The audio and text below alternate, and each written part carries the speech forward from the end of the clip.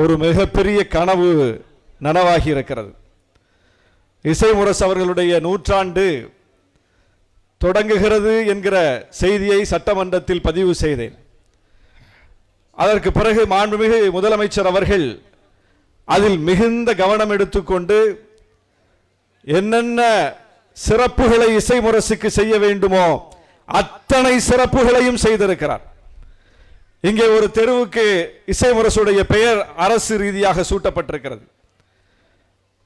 இங்கே இப்போது துணை முதலமைச்சர் அவர்கள் திறந்து வைத்த பூங்கா நாகப்பட்டினம் நாகூர் சில்லடி கடற்கரையில் பொதுமக்கள் பயன்பெறுகிற வகையில் அந்த கட்டமைப்பை மேம்படுத்தி ஒரு பூங்காவை அமைக்க வேண்டும் என்பது நீண்ட நெடுங்கால கோரிக்கை.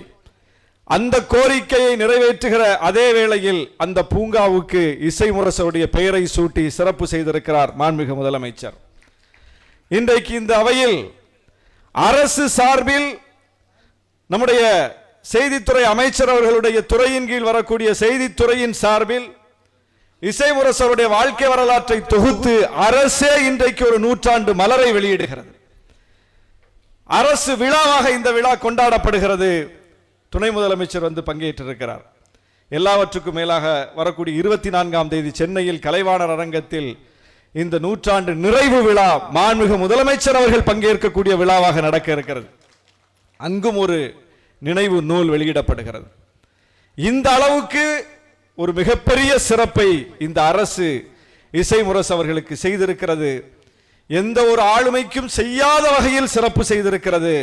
அதற்காக மாண்புமிகு முதலமைச்சர் அவர்களுக்கும் துணை முதலமைச்சர் அவர்களுக்கும் பொறுப்பு அமைச்சர் அவர்களுக்கும் இந்த துறைக்கு பொறுப்பான செய்தித்துறை அமைச்சர் அவர்களுக்கும் அரசுக்கும் அனைவருக்கும் எங்களுடைய நெஞ்சார்ந்த நன்றியை நாகப்பட்டினம் மக்கள் பிரதிநிதி என்ற வகையில் நான் தெரிவித்துக் கொள்கிறேன். இசைமுரசு அவர்களுக்கு ஏன் சிறப்பு செய்ய வேண்டும், இசைமுரசு அப்படி என்ன செய்திருக்கிறார் என்பதை இன்றைக்கு நாம் பேச வேண்டியிருக்கிறது. இசைமுரசு அவர்கள் வெறுமனே ஒரு பாடகர் அல்ல, அவர் எல்லா இடங்களிலும் பாடியிருக்கிறார். நம்முடைய பொறுப்பு அமைச்சர் சொன்னது போல இறுதி காலம் வரைக்கும் பாடியிருக்கிறார். 12-13 வயதில் பாடத் தொடங்கியவர், இந்திய எதிர்ப்பு அறப்போரில் ஈடுபட்டவர், நெசவாளர் துயர்துடைக்க பாடியவர், பல்வேறு போராட்டங்களிலும் பாடலை பாடியவர், இரத்தவாந்தி எடுக்கும் அளவுக்கு பாடியிருக்கிறார். ஒரு மேடையில் அவர் பாடிக்கொண்டிருக்கும் போது இனப்பகைவர்கள் அவர் மீது அழுகிய முட்டையை வீசி இருக்கிறார்கள். அப்படி முட்டை வலிய வலிய பேசியிருக்கிறார். அண்ணா தன்னுடைய தோளில் கிடந்த துண்டை எடுத்து அந்த முட்டையை, அந்த வழிந்து போன கழிவுகளை எல்லாம் துடைத்திருக்கிறார். அந்த அளவுக்கு பாடல் பாடி இந்த இயக்கத்திற்காக, திராவிட இயக்கத்திற்காக பாடியிருக்கிறார். பெரியாரை பற்றி அவர் பாடிய பாடல் தான் முதலில் இசைத்தட்டில் பதிவான பாடல். அண்ணாவை பற்றி அவர் பாடிய பாடல் தான் முதலில் இசைத்தட்டில் பதிவான பாடல். அண்ணாவுக்கு பிறகு யாருடைய தலைமை என்கிற அந்த கேள்விக்கு விடையாக அண்ணாவுக்கு பிறகு முத்தமிழறிஞர் கலைஞர் தான் என்பதை தன்னுடைய பாடல்களின் மூலம் கொண்டு போய் வெகு மக்களிடம் சேர்த்தவர். எம்ஜிஆரை பற்றி பாடியிருக்கிறார். எம்ஜிஆர் எவ்வளவோ தன்னுடைய இயக்கத்திற்கு அவரை அழைத்த போதும் எனக்கு ஒரே தலைவன் ஒரே இறைவன் என்று சொன்னவர். ஒரே இறைவன் ஒரே தலைவன். அப்படி மேடைகள் தோறும் பாடியவர், இறுதி மூச்சு வரை பாடியவர். தன்னை கச்சேரிக்காரன் என்றுதான் சொல்லி இருக்க வேண்டும். ஆனால் சொன்னார், நான் கச்சேரிக்காரன் அல்ல, நான் கட்சிக்காரன் என்று சொன்னார்.